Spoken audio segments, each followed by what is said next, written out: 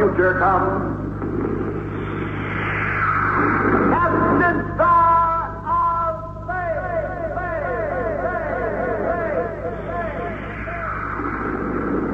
Roam the star worlds with Captain Starr, ace adventurer of space.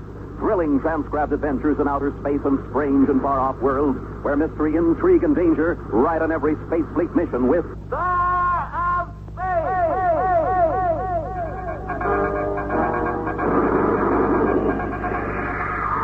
Nova City Space Station calling Captain Starr. Nova City Space Station calling Captain Starr. Report for special space mission. Ranger Starr reporting, Commodore Bradford. You're blasting from Mars Rock immediately. The Earth people in Polar City are fear-stricken, and they're threatening to leave. Over 15 of their leading citizens have disappeared in the last few weeks without any explanation. What's my assignment, sir? Investigate the mysterious disappearance. Find out who or what is behind them. Stop them.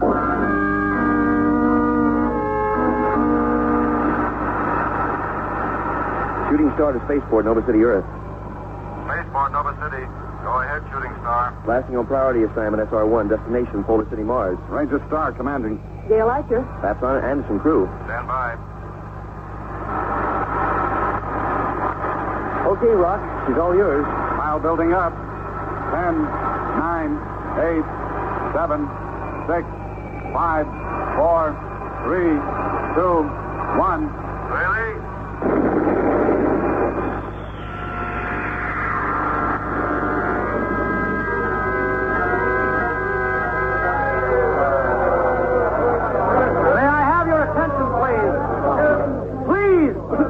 I've just received word from Nova City, Earth, that Ranger Starr of the Space Rangers will arrive here tomorrow to help us. What do we do in the meantime? Captain Stedman, wait for someone to kill us? The local authorities, please, the local authorities are doing all they can. And I'm for selling out and leaving this part of Mars. If you all calm down for one moment, please.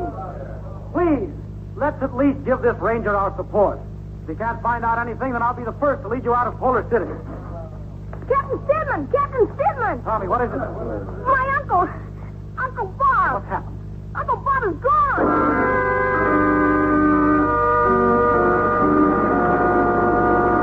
Shooting Star to Polar City, Mars Spaceport. We're in an established orbit waiting for assignment of landing berths.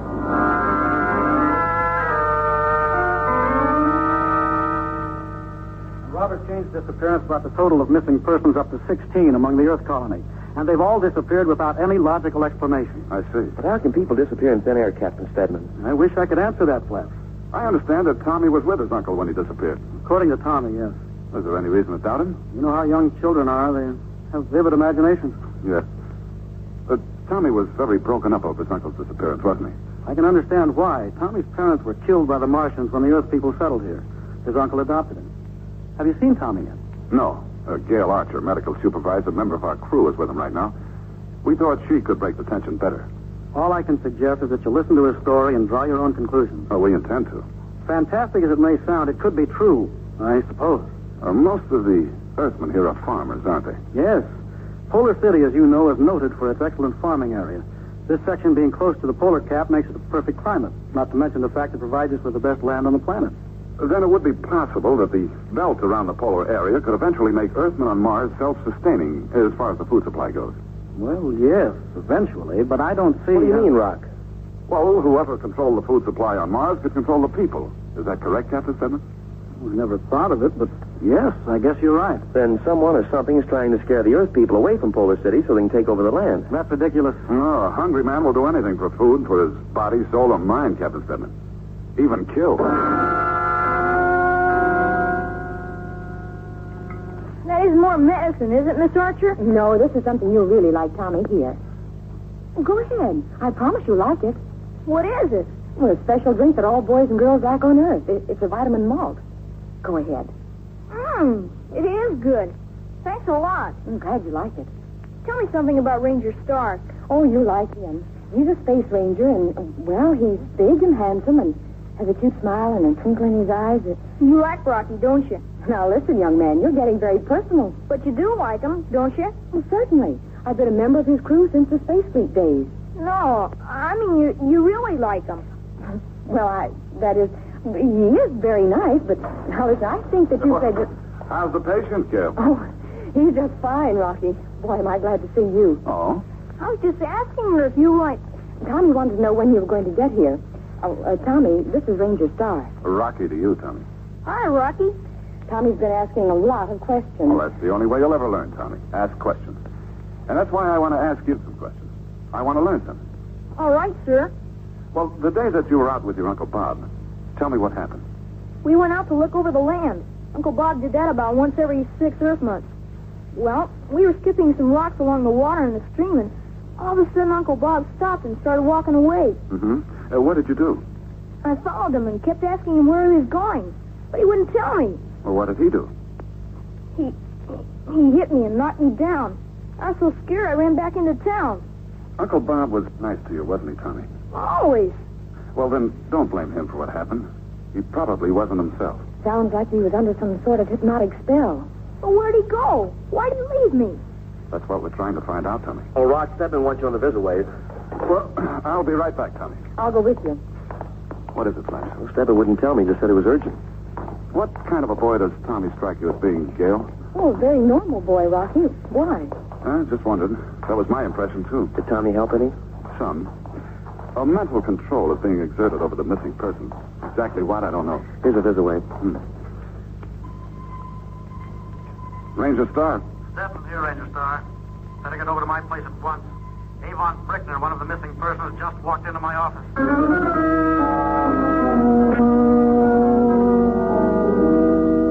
No, he walked in as if he'd never been missing. I asked him where he'd been, he just laughed. Did he say anything else? Claimed he's been up in the hills looking over his land and that there was no need for alarm.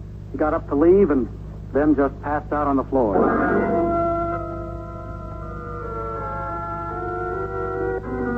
I sent Gail over to the hospital to talk to the doctor. Claps is out at Brickner's home, standing guard. Why do you need a guard? Excuse me. Yes, Captain. Captain Stedman. This is Gail Archer. Tell Rocky that I've talked to Dr. Carson, that I'll meet him at the Brickner's home.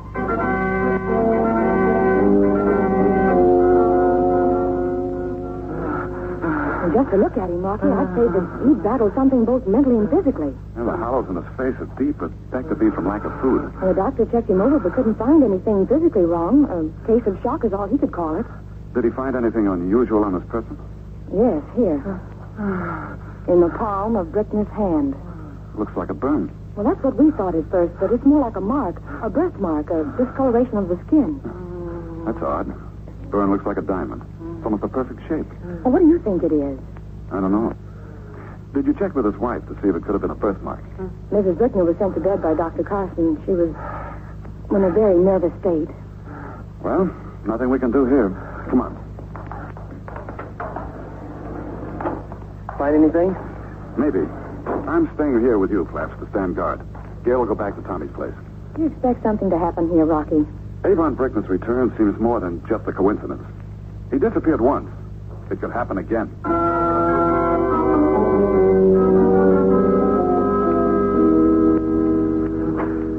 What do you expect to find in a clothes closet? Clothes? Oh, I know that. But why can't you look for them in the daytime instead of night? Here we are. Huh? Well, they look like they've been in a cosmic storm. Brickner was wearing them when he walked into Stedman's office today. Oh. What? The jacket and trousers are stiff. Seems like they've been in some sort of liquid. Water? Well, it hasn't rained here in over an Earth week, and his boots are watermarked. Oh, what about the stream that Tommy told you about? Well, it doesn't seem to be. Hey, Rock. Somebody's at the window. Get your flash beam out. When I signal, turn it on.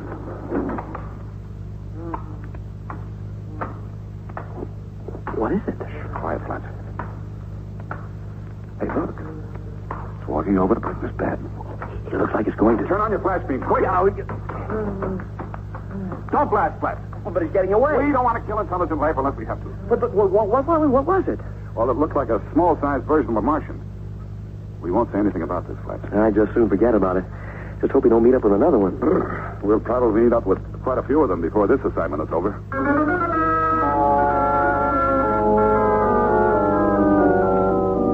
But going into that country is dangerous, Ranger Starr. Somewhere in the hills, there must be an answer to the mysterious disappearance of the Earthians here in the Polar City. If you've made up your mind, I guess I'll go with you. Oh, this is something that Flaps and myself will handle alone. Very well, if that's the way you want it. Well, Tommy, glad to see you up and around. He insisted on coming down to see you. The doctor said that you were going to look for my uncle. That's right, Tommy. I want to go, Rocky. Please let me. Well, I'd like to, but, well, it might be dangerous. Now, that isn't exactly the kind of a job for a young man like yourself to be doing. But maybe I can help find Uncle Bob and the other missing people. Oh, I'll bet you could. But you'll have to let Flaps and me go on this trip alone. They won't let me go, Tommy. Yeah, that's right. If I were a space ranger, I'd let me go along. I'll tell you what, Tommy. When you do grow up, I'll help you become a space ranger. You mean it, Rock? Honest? Honest. But to be a good space ranger, you have to make good marks in school and pass all your tests. Then we'd better run along, young man, and study. All right. But if you need any help, Rocky, you can count on me. Oh, I know we can. Be careful, Rocky. Oh, if anything should happen and you need us, use your communicator. Flaps and I'll have ours. I will. Come on, Tommy. Goodbye, Rocky. Flap. Goodbye, Tommy. Your equipment's loaded on the sand sled. You'll be able to use the sled until you reach the foot of the hills. Then you'll have to walk. Thanks, Captain Stedman. You sure you won't change your mind about me coming along with you? You'll be more help here, keeping the Earthians happy. That's a big job in itself. Very well. Good luck to both of you. Flaps and I rode the sand sled as far as we could into the hills, then strapped the gear on our backs and started walking. It was wild country, just as Stedman said it was, and the going through the tangled undergrowth was slow. By night, we were only halfway up the hill, so we camped by a small stream. Having been faced with eating Flaps' cooking before, I came prepared. I brought along some highly concentrated food tablets, and while he was insulted, my stomach was very happy. Before bedding down, we lit a small campfire to keep away curious marsh and desert cats, and then turned in for a night's rest.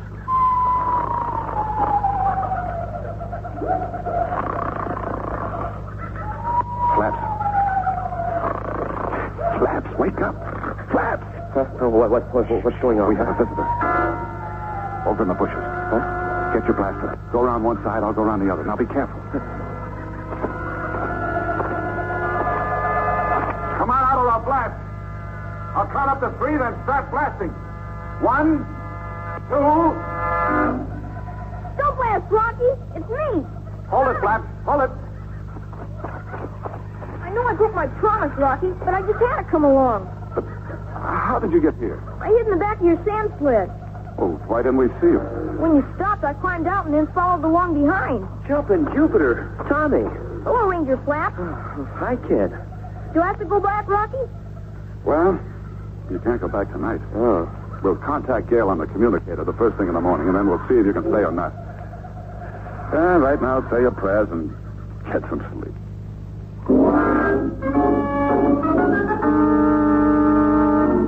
This is Commodore Bradford, Gale. Sorry to bother you this late at night, but I have some information that must get to Rock as soon as possible. Oh, Rocky and Flaps are gone, Commodore, but I'll get a message to them. What is it? Space Investigation Department just gave us a report on Captain Stedman. What about Stedman? He's really a space criminal known as Lance Whitman. Used to be a scientist, but was discharged from the scientific labs here in Nova City because of... Commodore Bradford. Commodore Bradford. You'll find that your communicator doesn't work, Miss Archer. Captain Stedman. Yes. I came over to report that Tommy is missing. Miss Tommy is missing? I thought perhaps you might know where he was. Well, no, I've been outside for some time. I heard your conversation with Commodore Bradford. Oh, what are you going to do? I have no choice now.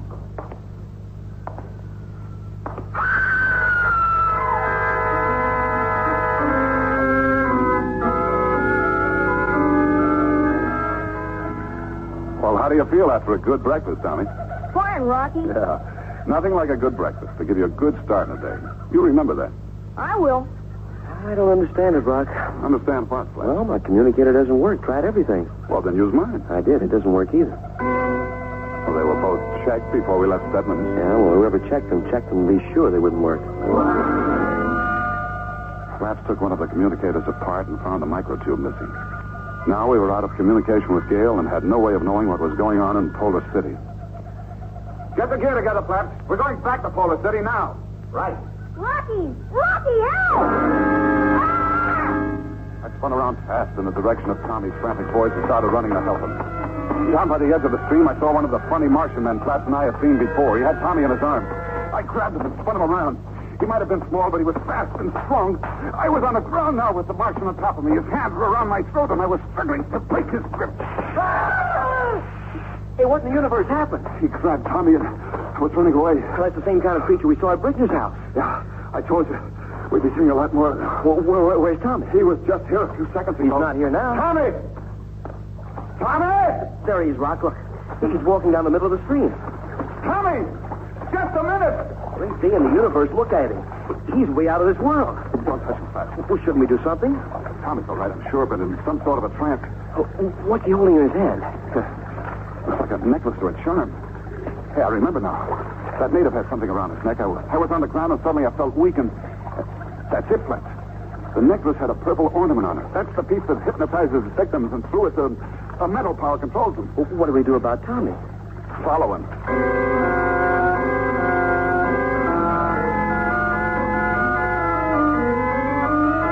Well, he's still walking down the middle of the stream.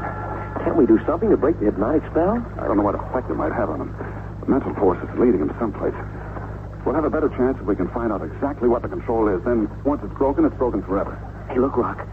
He's walking out of the stream now. And toward that big jagged rock over there. There's nothing there. As far as we know now. Let's move a little faster so we can catch up with him, and then we'll stay right behind him. Tommy walked closer and closer toward the rock.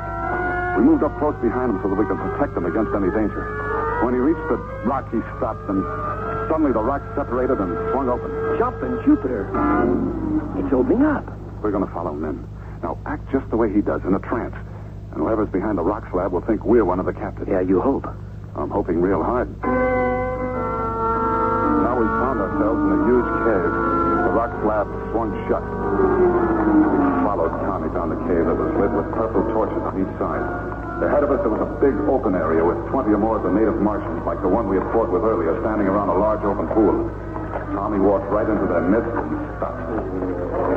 What do you make of it, Doc? Looks like some sort of ancient sacrifice ritual. Well, they're all just standing around the pool. Why don't they do something? Well, maybe they... You are now facing the pool of life, Tommy Kane. And you will soon be one of us. Me and that big man. Don't ask any questions now, Pat. Just do what I say. Get your blaster ready. When I holler, start running toward that pool and firing into it. I'll explain later. We haven't much time. Now, wait here until I holler for you. Right. Whoever you are, don't try to stop me from taking this boy out of here. If you do, I'll blast your pool of life into eternity. I've been expecting you, Ranger Starr. Listen, you heard me. I'm taking this boy out of here. I say you won't. I don't think you will at all. Look up there. Hey, Rock. Hey, Rock. Rock, it's Tia, look. She just walked out on that ledge up there. Now, no matter what happens, just do as I told you to. The minute you start blasting into the pool, Ranger Starr, Miss Archer will walk to the edge of the cliff and fall into it. All right. What do you want us to do? Up on that ledge, you'll find some diamond-shaped rocks. Listen carefully, Starr. Diamond-shaped rocks. Pick one of them up and take it to Miss Archer. Very well. In just a few moments, Ranger Starr, you will become one of us. Yes, one of us, Ranger Starr, as your friends have. And my plans will become that much easier. Well, stop right into the pool. Grab Tommy, I'll get Gale.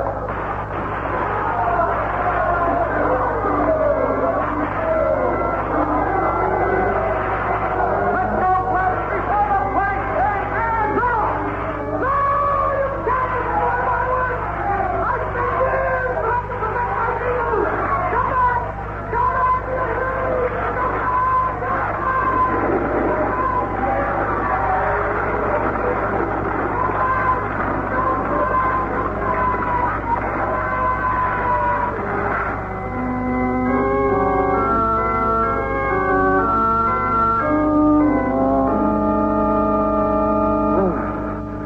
Tommy and myself are deeply indebted to you, Ranger Starr. We sure are, Rocky. Thanks an awful lot for saving my Uncle Bob. Remember what I told you, Tommy. Study real hard, and when you grow up, I'll see to it that you're a space ranger. That'll be repayment enough for me. A shooting star ready to blast, Rock. Okay, we're coming. Come on, Gail. Goodbye, Thomas.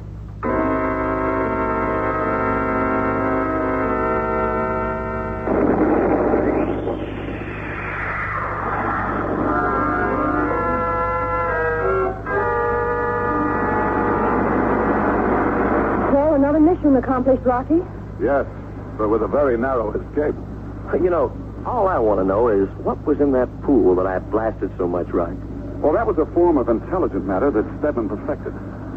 He was a brilliant scientist, but used his knowledge wrong. Mm-hmm. The purple ornaments shaped like diamonds were a dried portion of the liquid in the pool. I see. He spread them around the hilly area of Polar City, and the farmers, on their check of their land, would pick them up, fall under an hypnotic spell, and the intelligent matter would lead them to the cave. Oh. Well, what did he do with the people? Well, only a scientist could explain it, Flaps, but... Well, I'd imagine they were used in some way to feed the pool of intelligence. Oh, I'm glad we got rid of the thing. Well, Stedman told me that he planned to rule the universe someday through the pool of intelligence. Well, how's that, Gail? Well, first, he had to scare the farmers away. Which he was doing a nice job of. And then, through the food supply, he could control Mars. Yeah, but what about the rest of the universe? Well, he'd use his purple ornaments to attract certain powers to Mars, and then, through his control, it would have been an easy matter to use the powers as he wished. Dad, what are you tapping your head for? I'm just checking to see if I still have all my brains.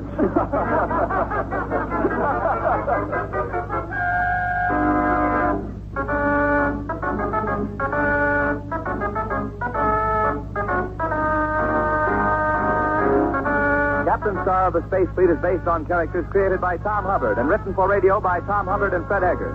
John Larch is heard as Captain Starr, Jane Harlan as Gail Archer, and Tom Hubbard as Cadet Sergeant Stripe. Captain Starr comes to you transcribed from Hollywood.